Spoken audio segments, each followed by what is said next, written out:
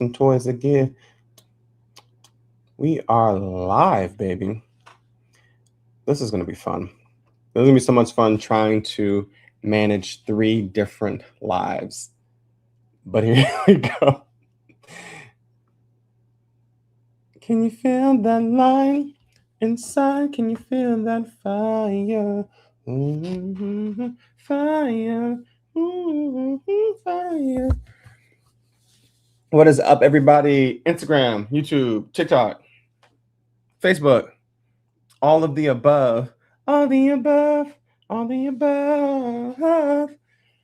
We are hanging out tonight, just talking a little bit about what is going on in the world of music.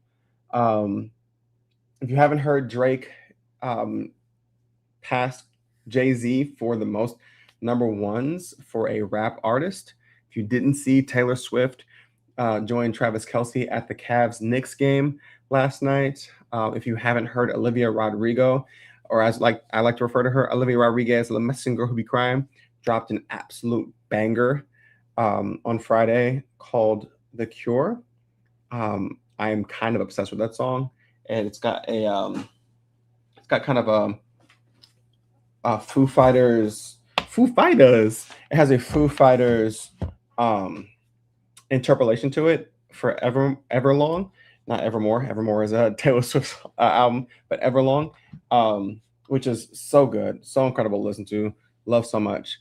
Like there's just so much happening in the world of music, and I think sometimes I can get really, really bogged down in the fact that there are certain fan bases. There's certain people who dominate headlines, right? Obviously, I mentioned Drake, I mentioned Taylor Swift. Like those are folks who dominate headlines. And I think what's super fascinating for the position that I sit in is that I love music. Oh, I could be holding my microphone. That would be a good idea.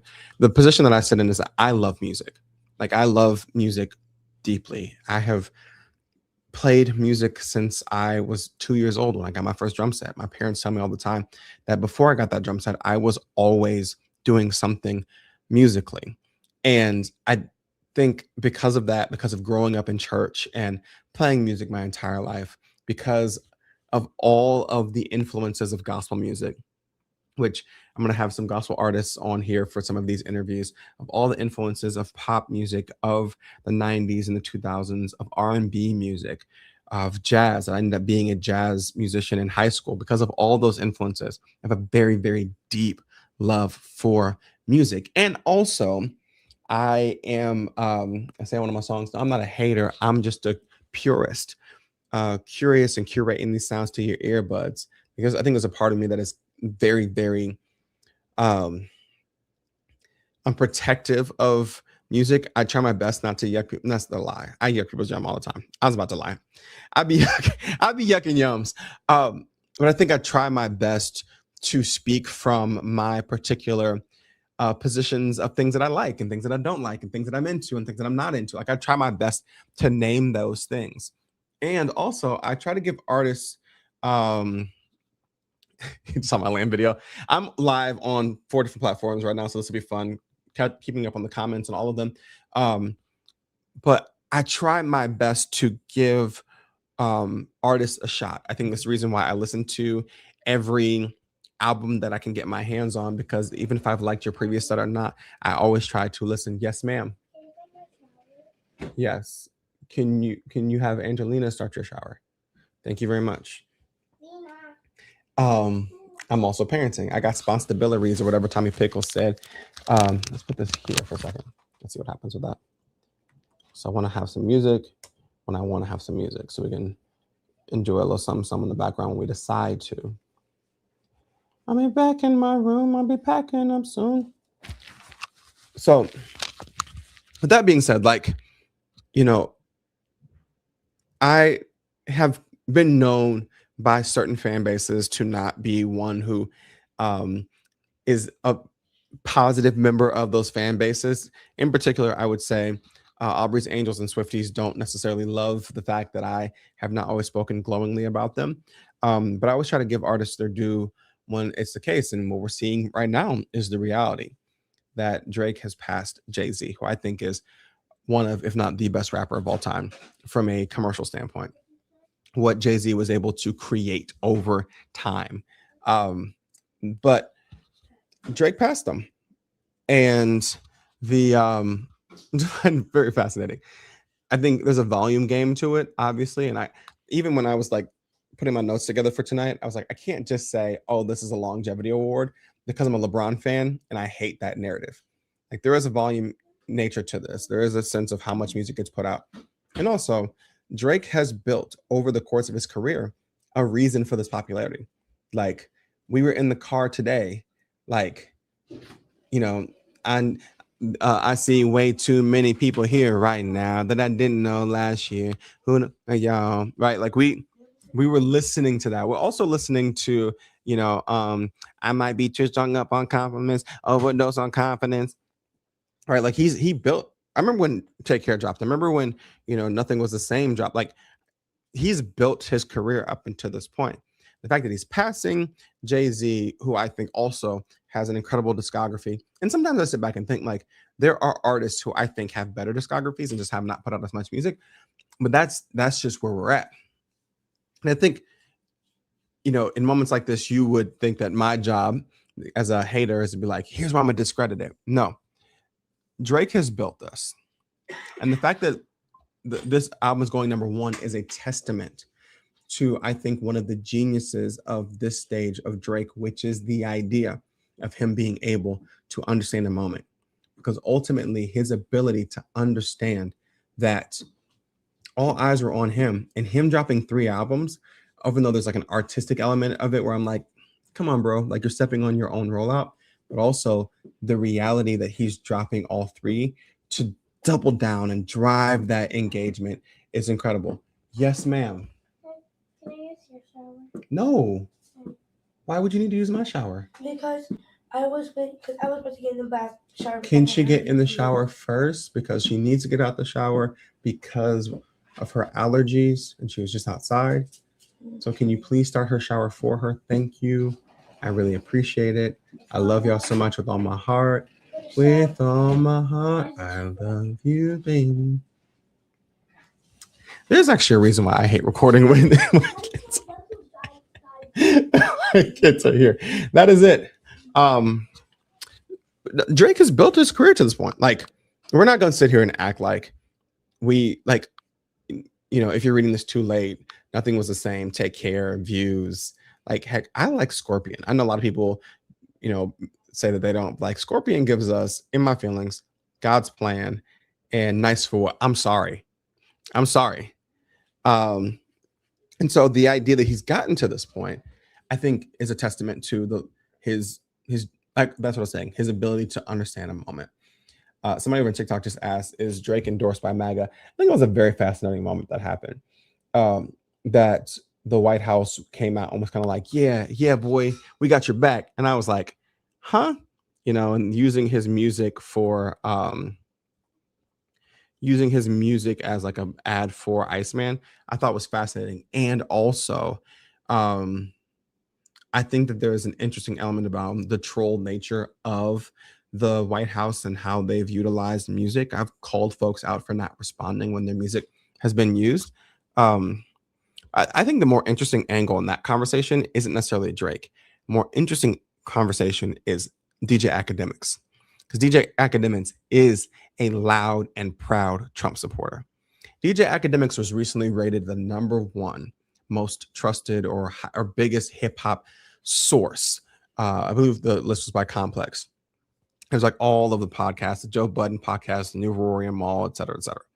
And Academics was rated #1. And I found it fascinating for several reasons. One of which being that I think DJ Academics does the exact same thing, in my opinion, that right-wing media platforms have done for a long time, which is to create the idea of scarcity. It's this idea that there are only so many people who, because like the right says, oh, all of the left is just completely overrun. I mean, they have ownership of the media. And so right-wing pundits will say the mainstream media is left-wing. So you need to come over here. If you have any right-wing thinking, then this is the place for you. And so what that does is it makes it so that folks who feel like they're on the right run to these right-wing media outlets as if there aren't right-leaning elements of the mainstream media as a whole. I think academics is the same thing, but as a Drake fan, because the idea that like, oh, the entire industry is against Drake and I'm one of the only ones that's still rocking with him. What it gives you the ability to do is to corner the market on, if anyone feels they're aligned with Drake, then they're going to go listen to DJ Academics because they're like, I want to hear Drake aligned news about music. And if you are a Drake hater, you'll also listen to Academics because you want to hear the absurd thing that he says. In the same way that Fox News says something absurd on a daily basis and left-wing folks get that on our feed. I see what's going on at Fox News and Newsmax constantly because they say something so outrageous and so absurd, it almost warrants and necessitates my response. Well, DJ Academics and I would say Maul from the Rory and Maul show, like they are both so pro Drake that they say things that seem and sound outlandish, but it works because if you are a Drake supporter, then you are on the side of wanting to hear someone who's aligned to your guy. And if you are a Drake hater, then you're going to listen to the person who's saying the absurd and outlandish thing so that you can respond to it. So it's actually rather genius on Academics' part, but it's also very insidious and it's also very right wing. Academics, like I said, he was just on a stream the other day and he was like, y'all think I'm getting paid to like Trump? No, I just like Trump. That's just what it is. That's a wild statement. And the reality is he's openly admits he voted for Trump. He supports Trump. He's taking pictures of Trump. He's in the whole thing. So like conceptually speaking, if we want to talk about the like, is Drake MAGA? That's a little bit more esoteric than is the main person who is supporting him MAGA. And Academics absolutely is MAGA. And he's using a MAGA media methodology in order to drive his own popularity and fame, while at the same time he got a weird case.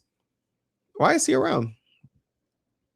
So that's my thought process on DJ Academics, if you wanted to hear it, because it's an interesting experience to say the least. I'm trying to keep up. I'm trying to keep up with y'all in the comments on TikTok because y'all going a little crazy. Go crazy. Go crazy. Go crazy.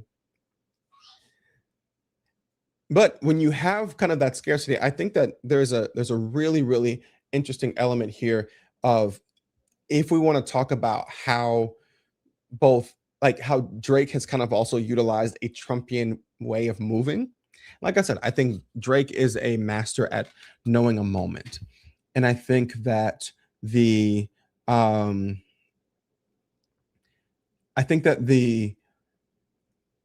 all eyes on himness post beef and him figuring out how to utilize that into the live streams, right? Trying to make sure that he's connecting with the streamers. Like, I think that he is like, for all, like I said, I can dissect the bars and try to be like, oh, this doesn't make sense, or I feel like this is corny or whatever. Drake has a very, very particular set of skills that have worked for him for a very long time. And last year when he dropped What Did I Miss, I thought it was a great example of what it looks like to know that all eyes are on you and use it, because it's like, oh, you're addressing the beef? That song goes number 2 on the Billboard charts, right? And also, when now you've been rolling out Iceman for nearly a year and you go to drop it, man, that album's going to go number 1. The question will be, and this is the hater or the purist in me. The question will be, will it still be number 1 in a couple of weeks? Now, I would argue that Drake fans will do whatever it takes. I think this is one of the things about standums.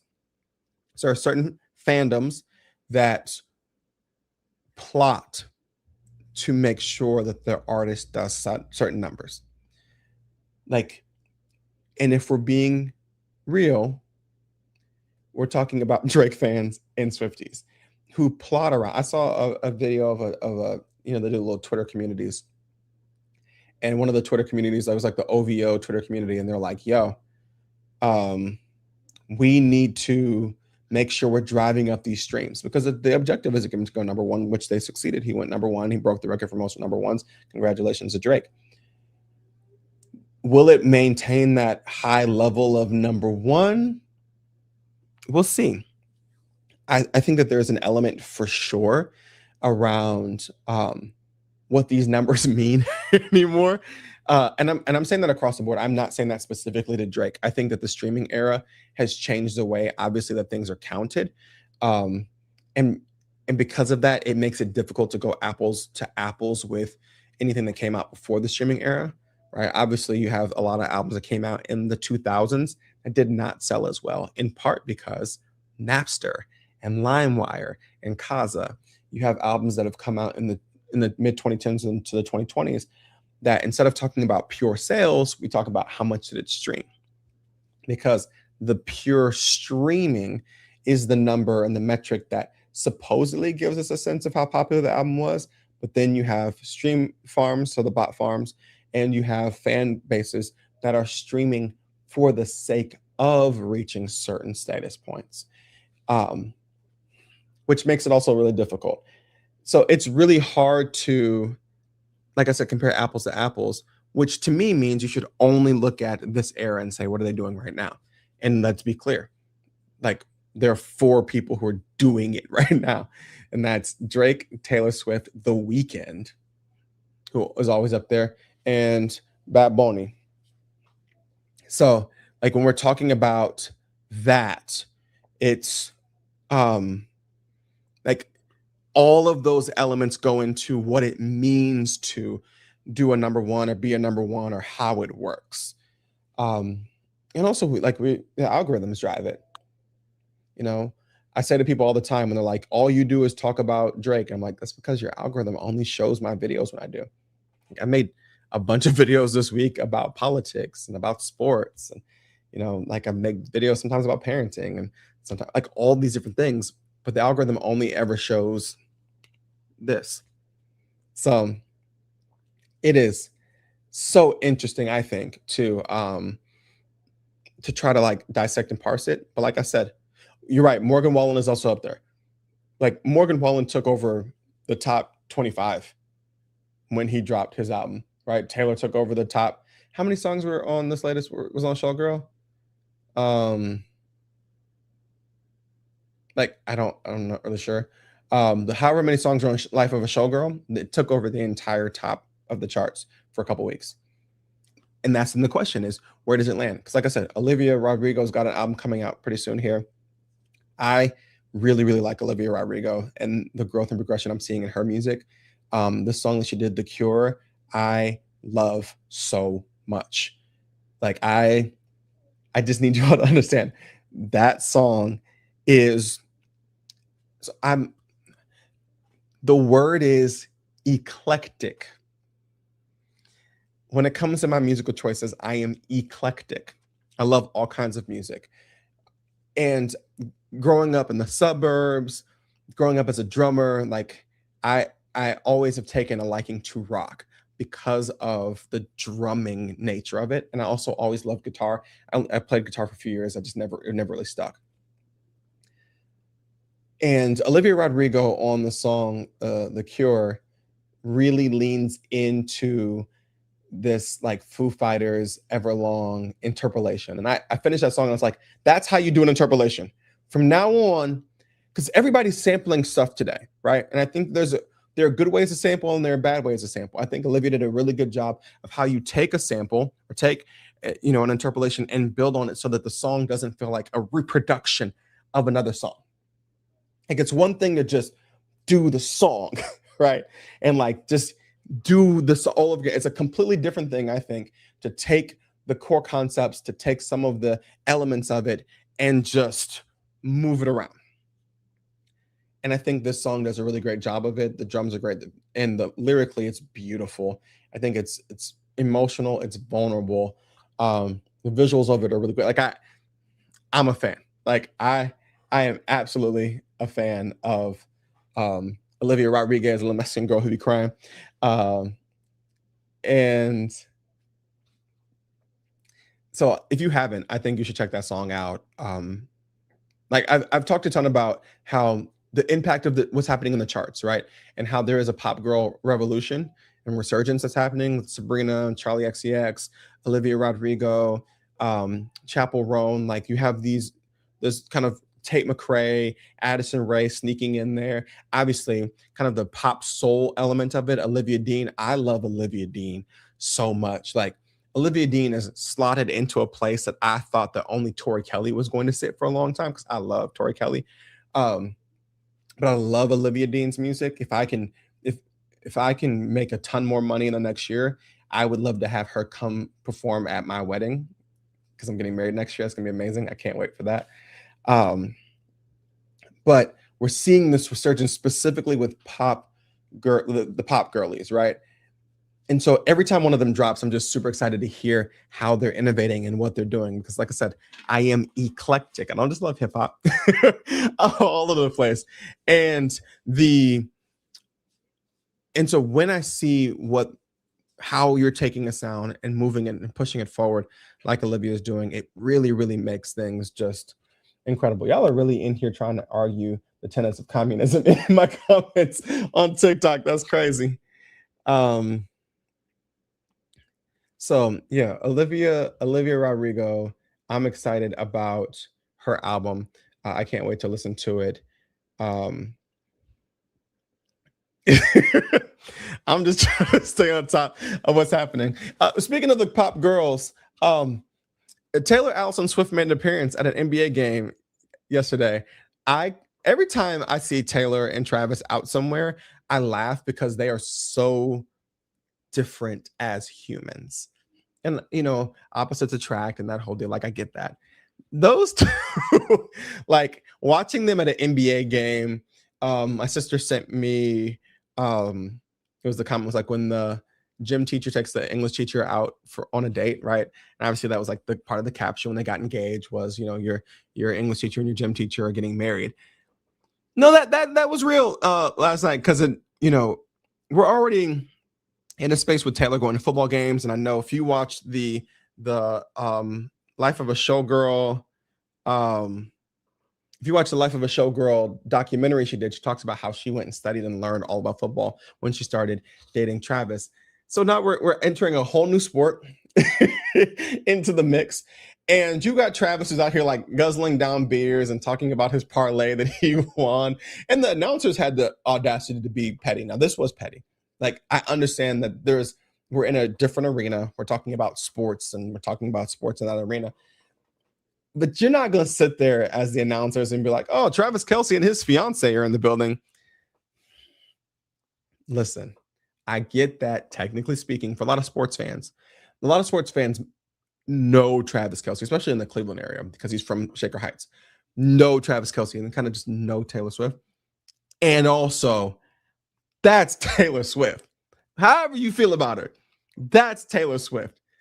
But watching those two in the interactions, every time I see them, I just think it's super funny to be like, they're such opposites in personality, and maybe that's exactly what you needed. I remember during the documentary, there was a conversation that Taylor and her mom had where her mom was like, well, you needed to do something completely different. So here you go. Now, I was one of the folks that was like, is this real? Like, are they actually a thing? Do they actually like each other on the front end? Because I might be a hater. And you know what? I will wear that badge proudly. It seemed out of left field, especially I think for Travis. Travis dating predominantly Black women up until that point. And like, I'm not saying you can't switch, right? You can't go from dating Black women to white women. I'm a living witness of that reality. And also, it just seemed, but they've been in it up until this point, and they're out here having outings and doing stuff. And in those moments, you're just like, this is not your typical arena, Taylor, and that's perfectly fine. So I thought it was petty on the announcer's part, especially Richard Jefferson. Like, I get it, Richard Jefferson be making jokes, but there are certain people you cannot make jokes about, and Taylor Swift is one of them. You also can't make jokes about Beyonce. Yes.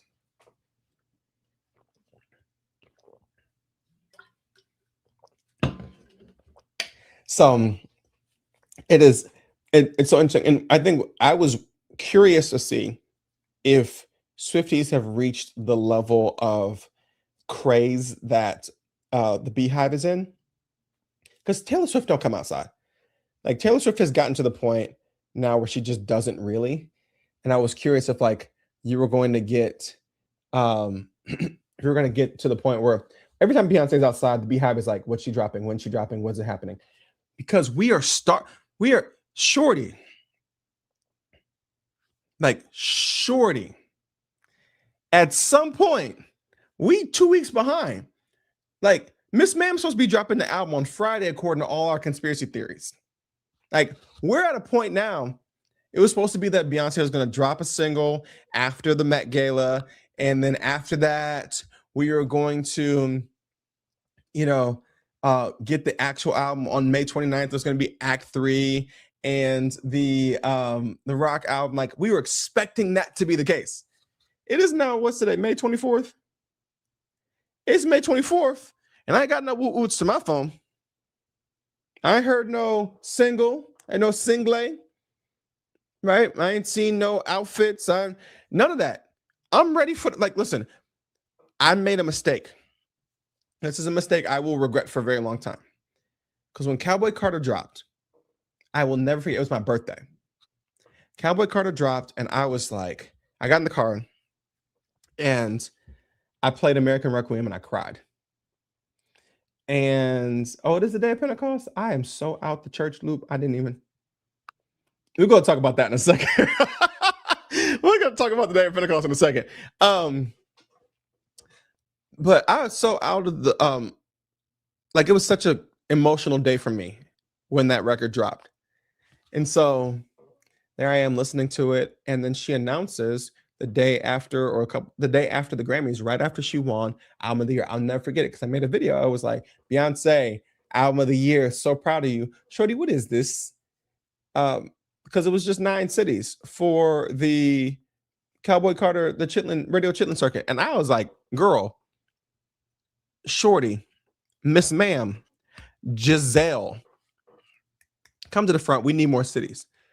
And in the midst of a lot of stuff going on in life, I just couldn't swing making the Cowboy Carter tour happen. And I regret that to this day because I don't know when Shorty is going to come back outside again. Because I thought, like y'all thought, like we thought, I'm looking at you camera. I thought it was time. It is time, as Rafiki says, for her to come back outside, drop the rock album, the whole world will stop again, shut down again, do the thing. And maybe she self-titled albums this for us, and just on Friday, on like Thursday at like, midnight Eastern Standard Time, all of a sudden it's just populated in Spotify, and we're like, oh, he says he had no nipples. Maybe that's what happens. But unless something changes drastically, we about to go through the anticipated day. It's almost like, speaking of church, it's almost like when someone said, it could be a single, right? But it's almost like when someone says, oh, Jesus is coming back. And Jesus coming back, and he's coming back on a day like this. No man knows the day or the hour. It could be the day, it could be tomorrow. But are you ready? Are you ready? And then someone else comes along and says, it's actually going to be on June 23rd. And everyone starts prepping for June 23rd, thinking that that's the day that Jesus is going to come back. And then June 23rd comes and goes. And then they're like, it was actually a test. The whole time it was a test for us to see if we were actually going to be there and ready to go. I feel like May 29th might have been like Beyonce coming back and the third coming, right, for Act 3, and we just missed it. So, yes, ma'am.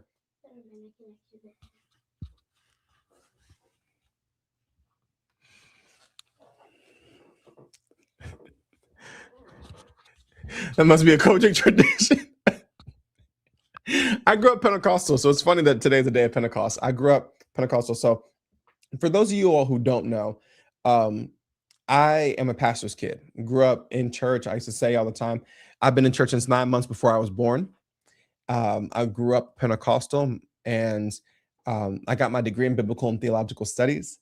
And I could totally tell. I got my degree in biblical and theological studies. I became a youth pastor at my dad's church, and then I started pastoring. And I pastored I was a youth pastor from 2010 to 2014, and I was a senior pastor from 2014 to 2020. And the day of Pentecost was a day for us as Pentecostals because it was the day, it was the most churchiest of all churchy, like Resurrection Sunday, Easter, that's for the guests and the visitors. Pentecost Sunday was the day we was gonna be out there.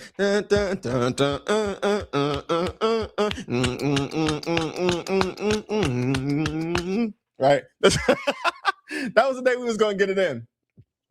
And so it's so fascinating to me to be in this space, because, you know, and to have been so, I don't know if removed is the right word, but to be so like not present, to be present with the Lord, or to be absent from the body is to be present with the Lord.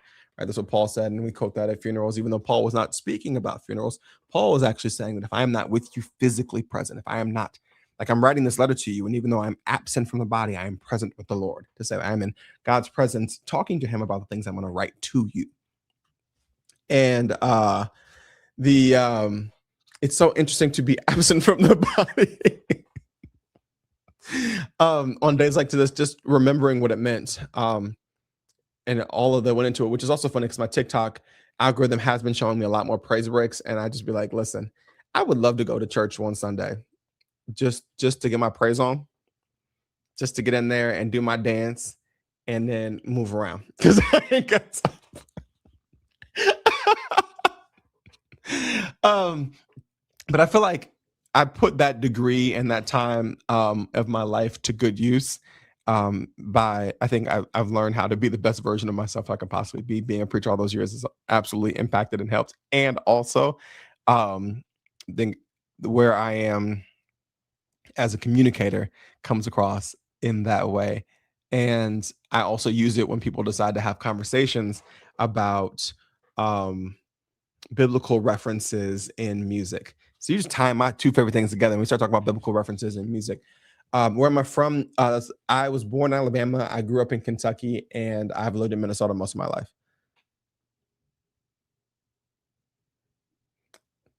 I was just checking the comments over here on the TikToks.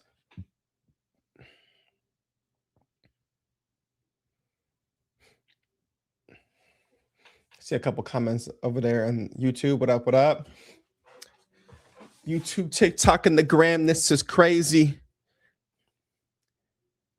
So hilariously, the as we've kind of circling all the way back to, there's been a conversation around some of the bars from Drake's Iceman album. Specifically, there was a bar in Ran to Atlanta. I posted about this earlier that was like, I went St. John the Baptist on the Lamb. And I actually want to pull up the exact bar. Give me a second.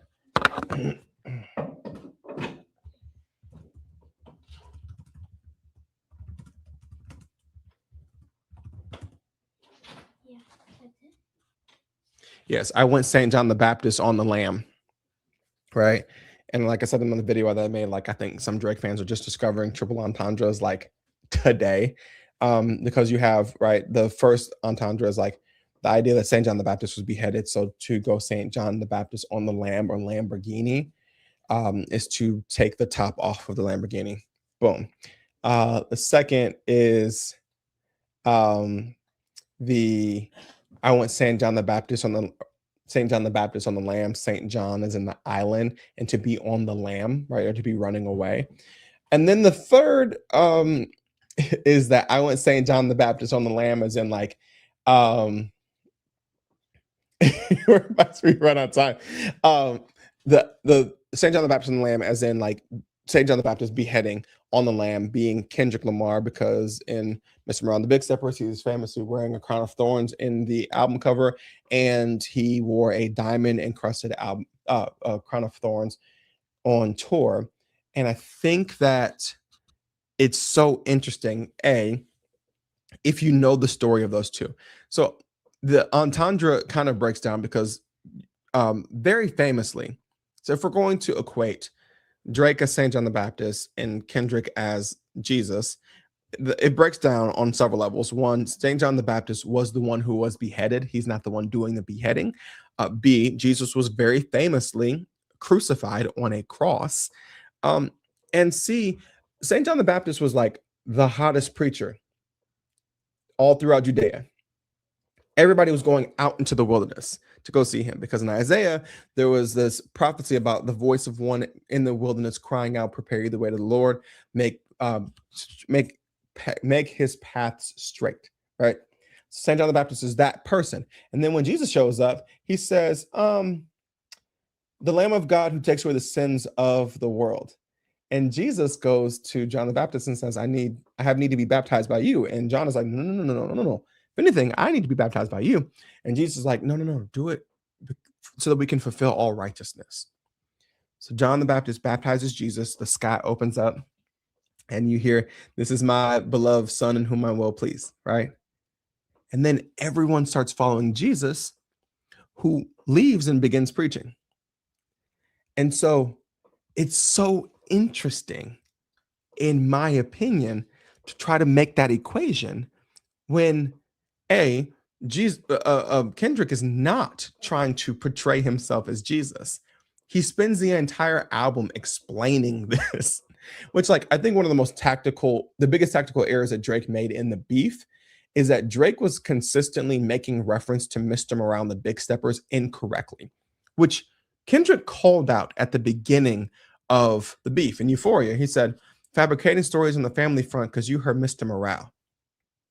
And what does Drake do?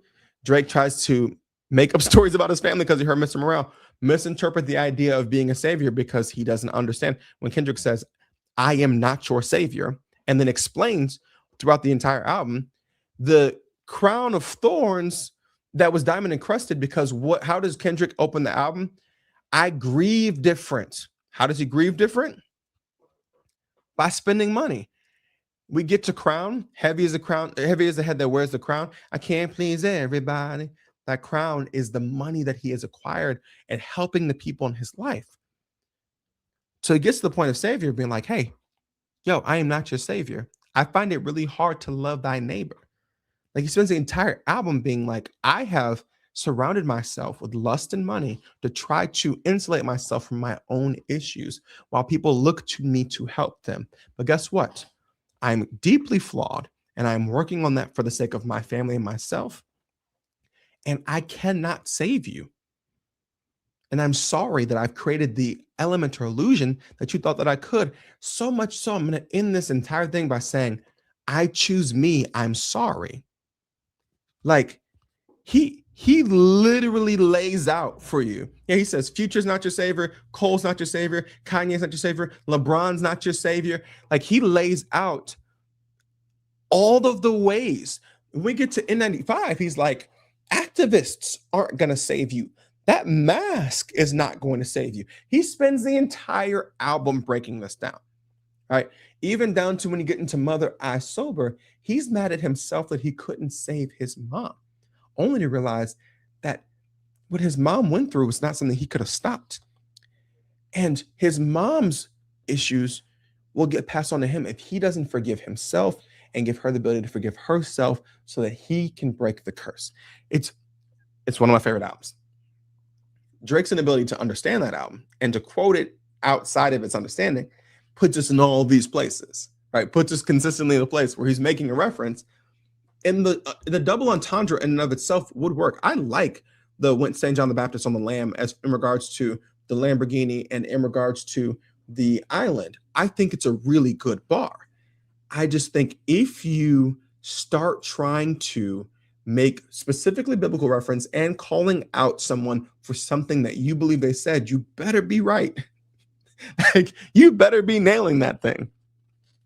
So, like, that's the fascinating thing about that particular conversation to me, is that it's a misrepresentation of the Bible, and it's a misrepresentation of Mr. Morale and the Big Steppers. And I think, once again, so many people out here talking about Kendrick and that album have never listened to it. Like, they talk about it, they've never sat with it. And I think that, especially with someone like Kendrick, you have to sit with it. Like, and I say this not just about Kendrick, with J. Cole, when he dropped his album, I didn't make a response on day one. I think I waited 4 days. I listened to the album multiple times because I was like, I will miss something with Cole. J. Cole will say something I will miss if I do not stop and listen, if I don't tap into the conversation that's happening. If I'm not reading the lyrics, I will miss something because that's J. Cole. I know this, right? Well, that's who those guys are. And I said in the video I made earlier, when you put yourself in a conversation with them, like Drake is the bop maker. He's the clever rapper. He's clever, but he's not deep. And there's a difference between the two. Like Drake is very clever, but Drake's not deep. And so when you get into these spots where Drake tries to be deep, like Kendrick, like Cole, like Crit, like Wale, he can't match because the depth isn't there. But Drake is extremely clever. And when he leans into his cleverness, he says some stuff that is not only sometimes hilarious, sometimes cuts deep, but also sometimes just you can't forget it. But as soon as we start trying to judge his lyrics at the level of depth, that's where things start to get a little wonky. And once again, don't start quoting the Bible and then tell somebody else to read their Bible.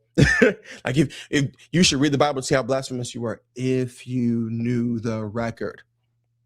If you listen to the album for real, if you actually listen to it, if you listen to GNX, I know that you didn't. If you would listen to Reincarnated, I'm working on a series right now that so I have this book right here, A New Earth by Eckhart Tolle, which is the source material for Messing Around the Big Steppers. I'm also sitting up under my computer right now is the Atlas of the Heart. So I'm kind of surrounding myself in kind of some of these more. Do you need something? Yeah. Okay. In some of these works, but specifically A New Earth. And what I find interesting is, let's start this over.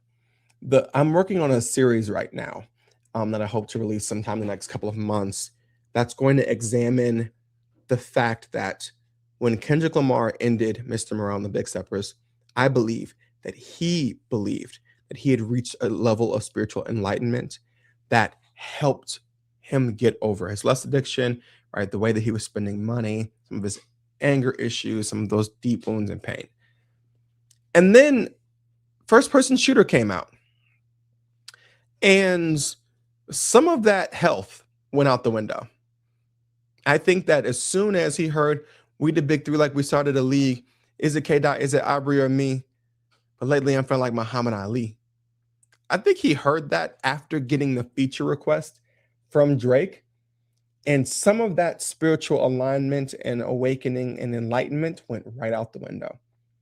And what we got from there was a less evolved, less awakened Kendrick who was like, I'm spiritually woke, but don't push me.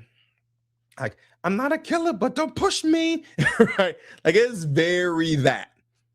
And I really wonder if, right, he's like, you know what? No, it's fine. Okay, they said my name. I'll do a jab back, right? Ha. Ha. All right. Okay, that's it. I'm not doing this with y'all. I'm just right?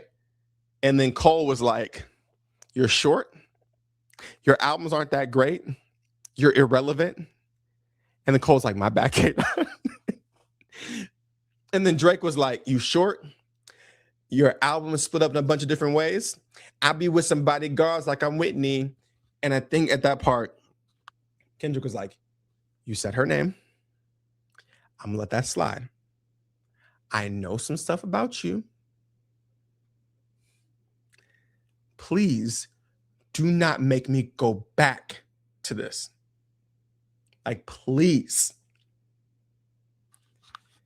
And then you get Tailor-Made Freestyle. And Kendrick was like, you know what? No, it's fine. I'm just gonna get a little that's it. I'm not gonna fight. It's a little off. And then so he gives him Euphoria. And he's like, I hate you so much. I've hated you for a long time. But hey, listen, It's a friendly fade. We should keep it that way. I'm not, I'm still healed. I'm still enlightened. Yeah, so I'm good. But if you take it there, I'm taking it further. Don't do that. And then on 616 in LA, he's like, Drake, I heard the song you wrote. Drake, I saw the music video. You want to know why? You want to play Have You Ever? Come on, let's see. Have you ever thought the OVO's working for me? Because I heard the song, Drake. I saw the video. Guess what? I don't want to do this to you. I prayed. I put my kids to bed and prayed with them. And after I prayed with them, I went and got on my knees before the Lord and I said, my confession is yours. But who am I if I don't go to war? Just like, Lord, I'm trying my best. I'm evolved. But like,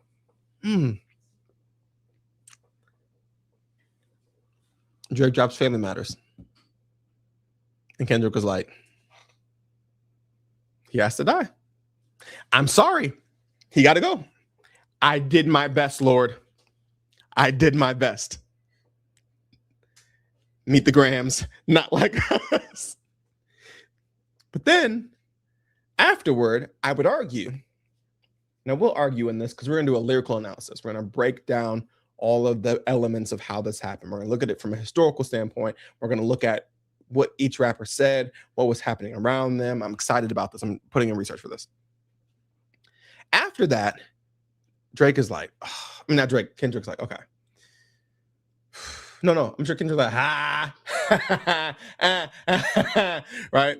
And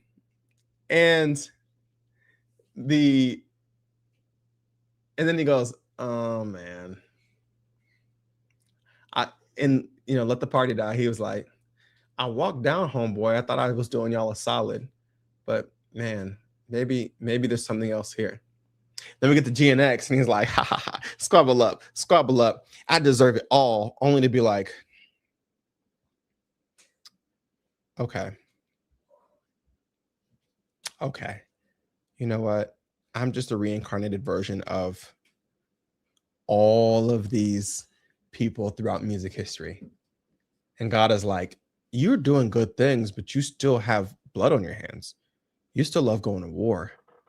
And he's like, but what about the good I did? And God is like, sorry. And we get the back half of GNX. So maybe, just maybe, like I said, I'll use y'all are really pressing my comments right now because I've been talking very nicely about Drake on this. I've actually been really, really nice. Congratulated him for breaking the record for most number ones. Like, I'm sorry, but y'all gotta stop being baby bitches. I'm sorry. Like, just because somebody doesn't say something nice, I'm on a live. Y'all gotta stop. Like, yeah, congratulations. He did the thing. I don't know if you like, what do you want me to be like? Oh my God, I can't believe that. Right. But that's kind of my point is like, Drake has mastered the moment. He figured it out. But I swear Drake could do everything great and y'all as his fan base would ruin it for him. Cause y'all some baby bitches. I'm sorry. I don't really know how to put it, but like, anyway, so I'm working on that. I'm working on that concept of just kind of the idea of what does it look like when you believe yourself to be spiritually awakened, spiritually enlightened. You think that you've made it, and then you run into a moment where so much of that goes out of the window. And I think that's what the beef is, which I think is super funny because I think J. Cole kind of sees himself as the one who did the right thing. And I would argue he didn't. Because I think at the end of the day, Drake and Kendrick at least fought. They said, we gonna box. They got in the ring. They threw hands. Drake got knocked out and then was like, this ain't over. J. Cole got in the ring and was like, ha ha ha ha ha ha. Yeah, I feel like Muhammad Ali. Ding. Actually, I don't want to fight, guys. I just feel like this isn't the right thing for us to do. So now both Kendrick and Drake are looking at Cole like, what are we doing, bro? Why would you talk all that mess and then why would you throw stones and hide your hands? So in him doing the right thing, he actually has alienated both people he considers brothers. And in his mind, we could have just hugged it out. We could have just hugged it out. And it's like, nah, maybe. I think that interestingly on Mr. Morale, when Kendrick says, when Drake got back with Kanye, I was slightly confused. Might not be as healed as I want. May not be as mature as I thought. Got some healing to do. I wonder if Drake took that as an olive branch and was like, yeah, I'll send you this, request. I feel like we can do a song together.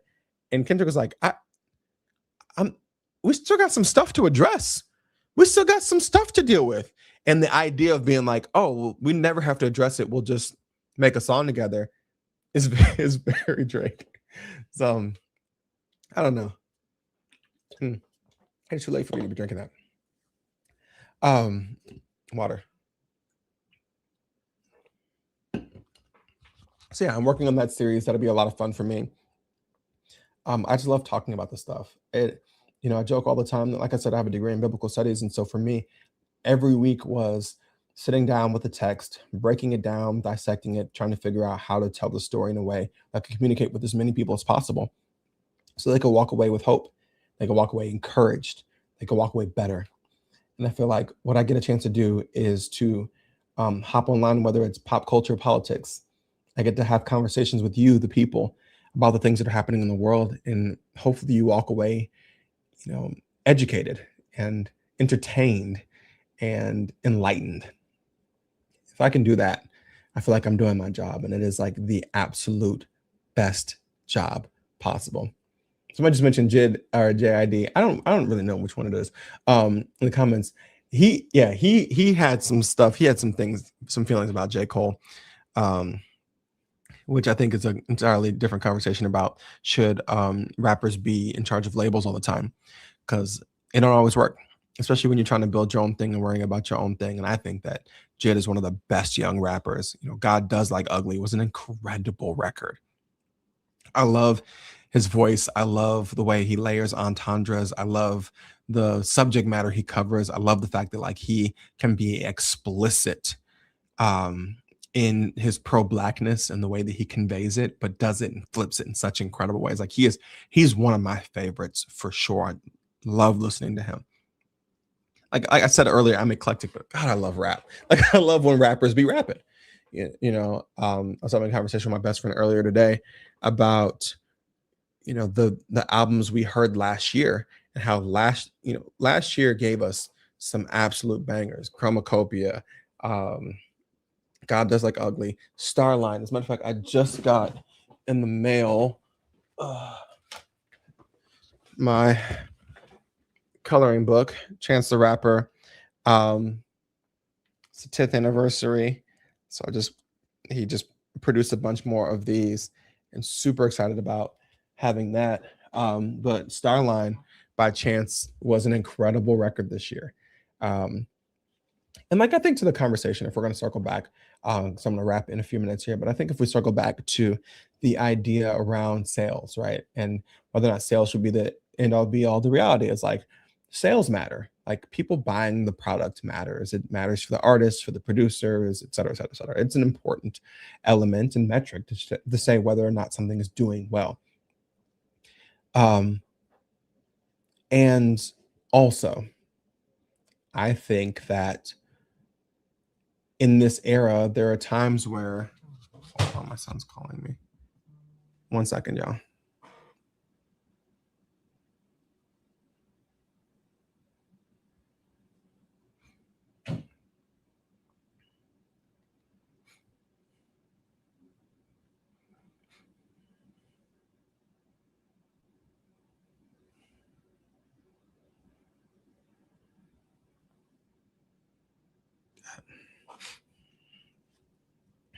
I'm gonna wrap here because he's probably gonna be like, "Can you come? Can you come?" Da, da, da, da. Yeah, I think last year was supposed to be the last of the Dreamville Fests, if I'm not mistaken.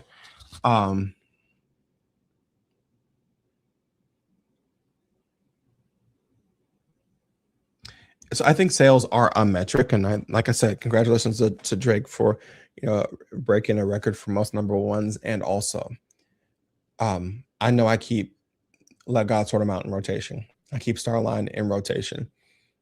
I actually really loved the Don't Tap the Glass, Tyler Creator. Like it's about to be summer again. That's about to get dusted off the shelf and come back out in rotation. I think where we sit with music, I try my best to support the artists I love as much as possible because I know sometimes it's like, oh, it's the big thing and it's the bot farms, whatever. But more than just did it sell, does it feel good? And do the people who listen to it together, do we collectively feel good about it? You bring up Let God Sort Him Out to anyone who loves that album.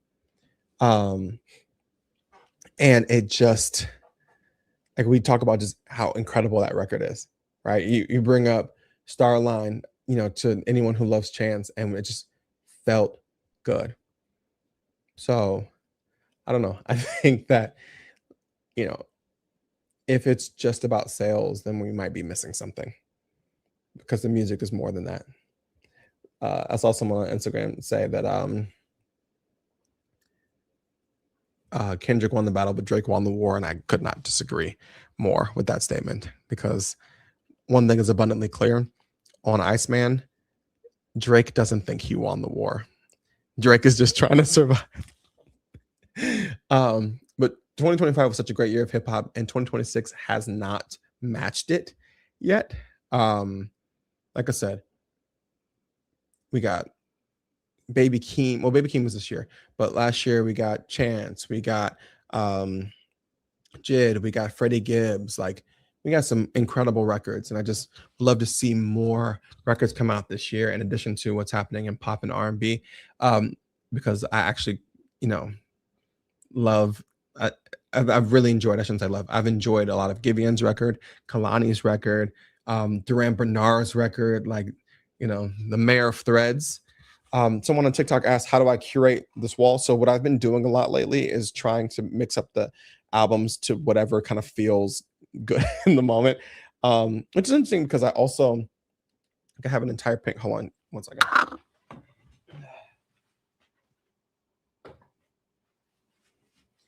I have an entire pink section over here. Are you able to see it?